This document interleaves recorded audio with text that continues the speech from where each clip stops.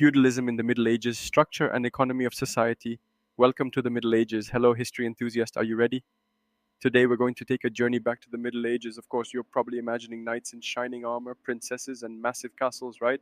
Yes, but this time it's going to be a little different because the Middle Ages wasn't just about heroic sword fights and the lavish lives of nobles. It was also about economic systems, and that system was called feudalism. So, while the idea of sword fights and grand palaces might sound exciting, the actual backbone of society in the Middle Ages was land and government. Now let's take a closer look. As we explore how feudalism worked in the Middle Ages, you might be thinking, come on, it can't be that complicated. But trust me, it actually is. So buckle up, we're about to dive deep. What is feudalism? First, let's break down what feudalism is. During the Middle Ages, feudalism was the most widespread economic and social system in Europe. Simply put, feudalism was a land-based system. Land was the source of both wealth and power. Owning land was everything. Think about it for a second. If you wanted to own land, what methods would you use? Of course, you'd either fight for it or sometimes inherit it. But what responsibilities came with owning land? Let's explore this. The structure of feudal society, lords, vassals, and serfs. Feudalism was organized into three main classes: lords, vassals, and serfs. Yep, the social structure in the Middle Ages was a bit, shall we say, layered. 1. Lords. The masters of the land, lords, were the top dogs, the ones who owned the land. They could own huge chunks of land and would rely on the lower classes to manage it. So a lord could say, I have land and everyone has to work for me. Lords were typically from noble families, and they would oversee the peasants, serfs, working their land.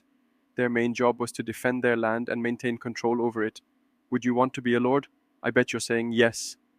But let me tell you, being a lord wasn't just about fancy banquets and lavish living. It also meant warfare, defending territories, collecting taxes, and sometimes even forming alliances with other lords. You didn't just kick back in a comfy chair, trust me. 2. Vassals, lords' loyal managers. Lords didn't do everything by themselves. They had vassals, the people who were granted smaller parcels of land in exchange for military service and loyalty.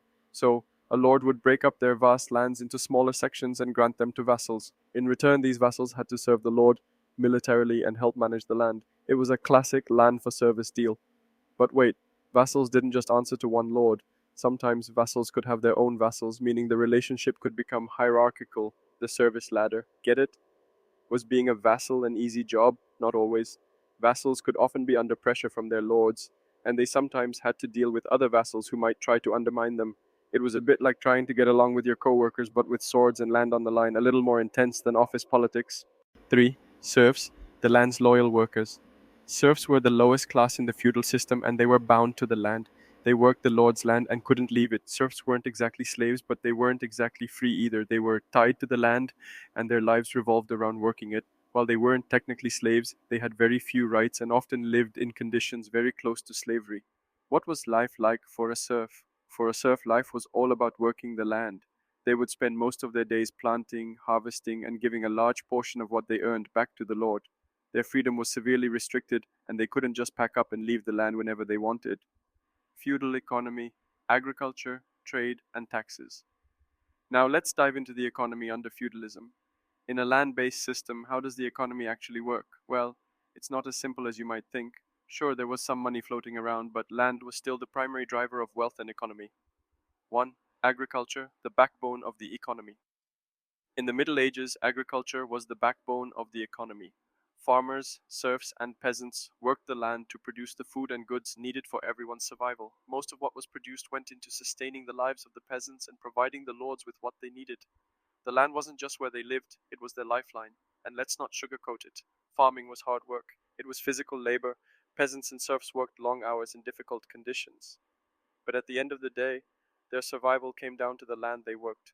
Was it a cushy life? Not even close. Imagine working long hours in the fields with minimal pay only to give much of what you produce back to your lord. But the upside? The land provided for them, in a way. 2. Trade. Let's get some goods moving. While feudalism was mostly agricultural, trade began to grow as cities expanded. But trade wasn't as simple as it is today. There were roads to travel, security risks, and different currencies. So, while there was some trade, it wasn't as smooth as you might expect. What was the hard part of trade? For traders, the challenges were many: long journeys, dangerous roads, and negotiating prices across regions. But as cities grew, markets and fairs began to appear, and trade became more common. Merchants would sell goods like cloth, spices, and metalwork, and the exchange of goods helped fuel economic growth. The end of feudalism, legacy, and influence. Feudalism played a crucial role in shaping the Middle Ages, but it wasn't meant to last forever. Over time, it was replaced by more modern and centralized systems. As cities grew and monarchies became stronger, feudalism began to fade.